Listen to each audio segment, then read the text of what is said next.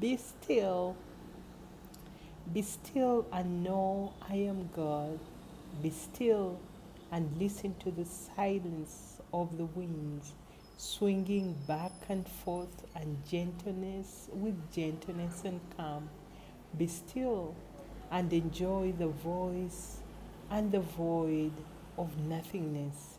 You are in the right place doing the right thing. There is no place to go. There is nothing to do. Just be. Be still in the gap. Watch the Garden of Eden and its lusciousness arise within you. Be still as silence creates a path for wisdom that will rescue you from the woes of the world and life itself. Be still and take in the breath of fresh air.